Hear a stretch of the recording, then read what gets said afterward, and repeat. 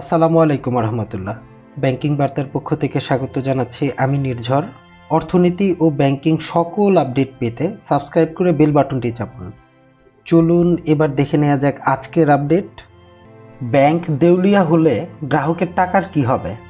আওয়ামী লীগ সরকারের পতনের পর থেকে একের পর এক প্রকাশ পাচ্ছে ব্যাংক খাতের ১.৫ দশক ধরে চলা অনিয়মের ফিরিস্তি।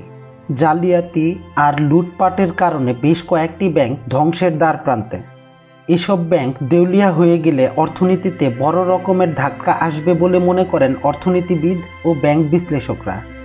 এ ব্যাপারে ঢাকা বিশ্ববিদ্যালয়ের ব্যাংকিং এবং ইন্স্যুরেন্স বিভাগের অধ্যাপক মাইন উদ্দিন বলেন, একটি ব্যাংক কোনো কারণে দেউলিয়া হয়ে গেলে এর প্রভাব বাকি ব্যাংকগুলোর উপরেও পড়বে। এক্ষেত্রে কেন্দ্রীয় ব্যাংকের এমন ব্যবস্থা করা উচিত যাতে করে কোনো ব্যাংক দেউলিয়া না হয়। কেন্দ্রীয় ব্যাংকের গভর্নর জানিয়েছেন, যদিও ১০ ব্যাংক দেউলিয়া হওয়ার পর্যায়ে আছে, তারপরেও গ্রাহকদের স্বার্থে তাদের বাঁচাতে সব ধরনের চেষ্টা করা হবে। আশা করা যাচ্ছে যারা এসব দুর্বল ব্যাংকের গ্রাহক তারা ক্ষতিগ্রস্ত হবেন না। যদি দুর্বল এ ব্যাংকগুলো দেউলিয়া হয়ে যায় তাহলে গ্রাহকের গচ্ছিত টাকার কি হবে? এমন প্রশ্নের জবাবে ব্যাংক বিশ্লেষক মঈন উদ্দিন বলেন, ব্যাংক দেউলিয়া হয়ে গেলে আমানত সুরক্ষা আইন ২০২০ অনুযায়ী প্রাথমিক অবস্থায় গ্রাহককে আমানতের সমপরিমাণ টাকা কেন্দ্রীয় ব্যাংকের মাধ্যমে দেয়া হবে। তবে এ টাকার পরিমাণ সর্বোচ্চ ২ লাখ, অর্থাৎ কারো আমানত ২ লাখ টাকার বেশি হলেও সে সর্বোচ্চ এই বীমার আওতায় ২ লাখ টাকায় ফেরত পাবে।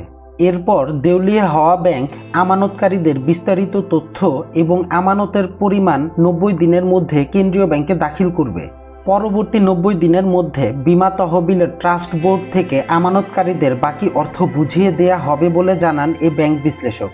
আমানত সুরক্ষা আইন ২০২০ বিশ্লেষণ করে দেখা যায়, যদি দেউলিয়া হয়ে যাওয়া ব্যাংকের তহবিলে আমানতকারীদের পরিশোধের সমমূল্যের অর্থ না থাকে তাহলে বাংলাদেশ ব্যাংক ঘাটতি পরিমাণ অর্থ চলমান সুদ হারে দেউলিয়া হয়ে যাওয়া ব্যাংকের দেনা মেটানোর জন্য ধার দিতে পারে। এ অর্থের মাধ্যমে আমানতকারীরা নিজেদের গচ্ছিত অর্থ ফেরত পাবেন বলে আইনে উল্লেখ আছে।